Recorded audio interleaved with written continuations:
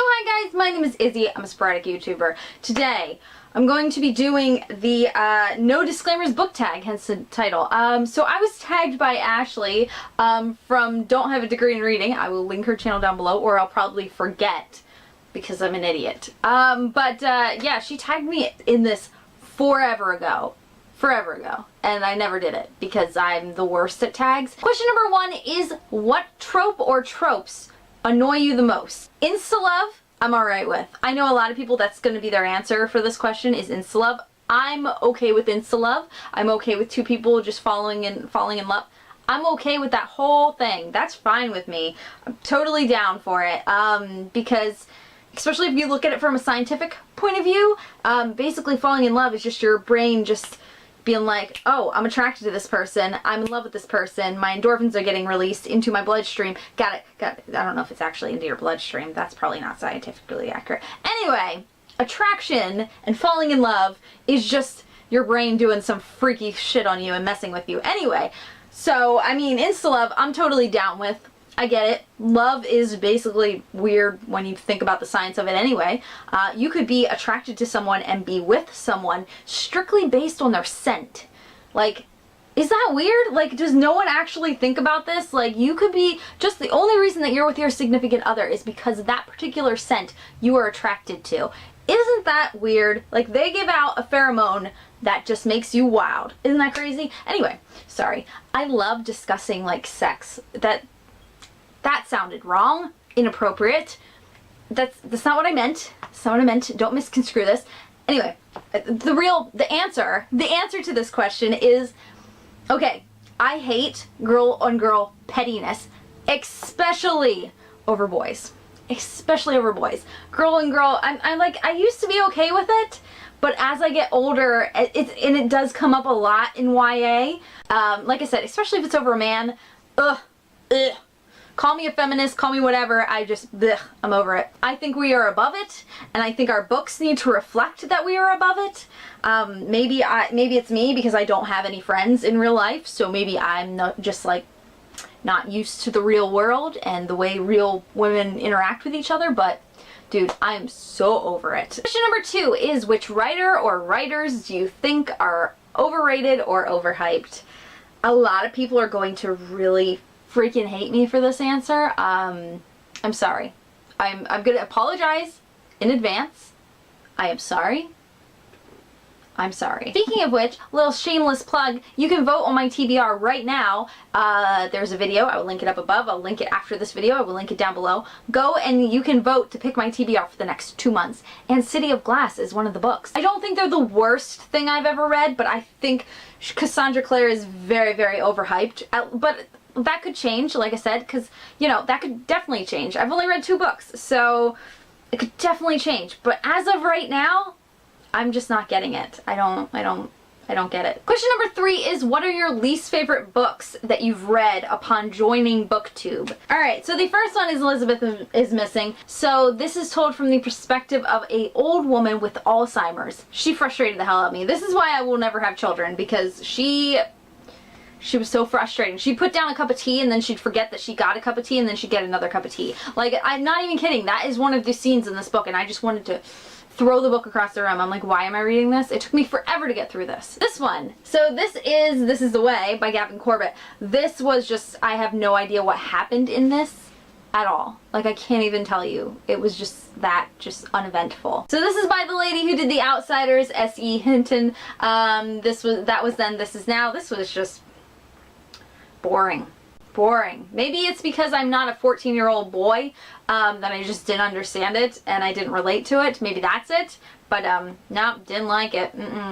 Which makes me really nervous because I might not like The Outsiders, and that'll be a book that people will hate me for not liking. The next one, California. I have a review of this one up on my channel. There's a spoiler review and a non-spoilery review. Just go watch my review and you'll understand my feelings. And the last 2, these 2 I hated because of the girl pettiness in them.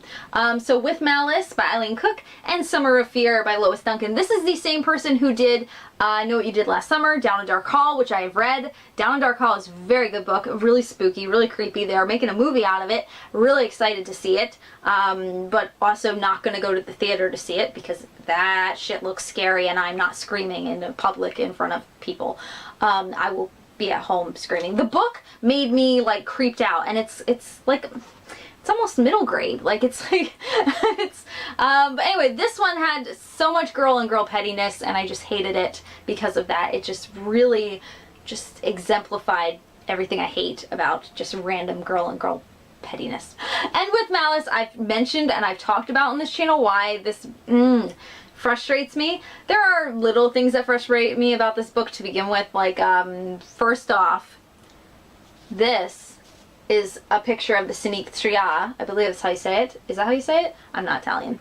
So this is southern Italy. I've been to southern Italy. It's absolutely gorgeous. I really recommend you go. But this book doesn't even take place in southern Italy. I believe there's an accident that happens in here, and the majority of the books takes place in the States, I believe. The accident happens, I believe, in Tuscany, which makes sense. If you've ever driven in Tuscany roads, that shit makes sense. That shit makes sense. Yeah, just, so much girl and girl pettiness, and it's just a waste of my time. Waste of my time. Next question is a terrible ending that ruined an otherwise quality book. I'm gonna have to say Allegedly by Tiffany D. Jackson. This was, I was really excited about this book, and I finally picked it up, and it was just like this piece, and it could have really been like a social piece on its own. Like, this girl is being judged based on where she comes from, her color of her skin, the incident that happened, everything. Like, this could have been like, like such a fuck you to the justice system. Like, look at this. And then that last chapter, it ruined everything. It ruined everything for me and made me so furious. It ruined everything that this book could have been. Question number 5 is, which fictional characters do you wish were not killed off? This could be majorly spoily for people, so I'm just gonna hold these up. Obviously, there's a character in Harry Potter that we all wish wouldn't have gotten killed off. I mean, Adam Severa did warn us in this one, so it was to be expected, but it still fucking hurt. Question number 6 is, what are some of your bookish pet peeves? I mean, I don't really have any things that like really make me angry when I'm reading, like reading pet peeves. I mean, besides being interrupted, but I think everyone's like that, and I feel like everyone, like, no one likes to be interrupted when they're working on anything. Josh does that a lot. Like, he won't talk to me. Like, he'll be gaming or something, but the second I pick up a book, he, like, wants to have a full conversation with me. And I'm just like, I've been here all day, now you want to talk to me? Question number 7 is, what are some books that you feel should have more recognition? But it should be no surprise that my main one is Anne Fraser. Anything by Anne Fraser. Anything. If you like thrillers, if you like mystery, if you like suspense, if you like strong fucking female leads in all of that, Anne Fraser. Anne Fraser. I'm just telling you, Anne Fraser. I seriously recommend. My favorite is the Elsie Sandberg series, is what it's called, but I call it the Dead series. But Elsie Sandberg, Play Dead, is fucking fantastic. This whole series is fantastic. But I also really recommend Body Reader and Body Counter. Just came out. I just read Body Counter. Fuck, I loved it. I'm swearing now because now I'm excited. But yeah, anything by Anne Fraser, anything this woman touches is fantastic. I recently read one of her like old romances, like one of her like first ever books under her real name, and I still like loved that too, but not as much as this. I mean, Anne Fraser is the love of my life. If she's watching that, that's really creepy.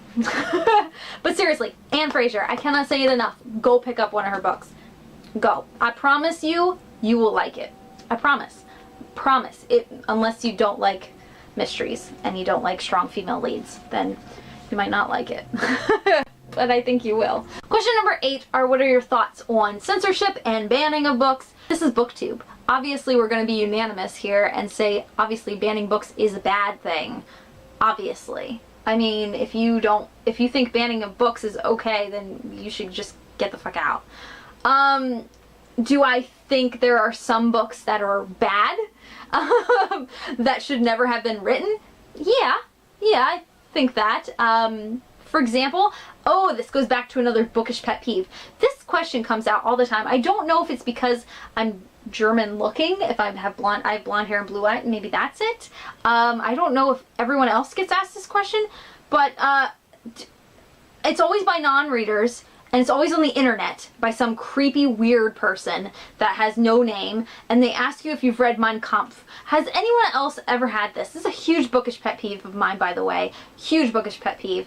Because, yes, I have read some of Mein Kampf. I'll be honest, I have. Because, obviously, I've taken a fucking history course.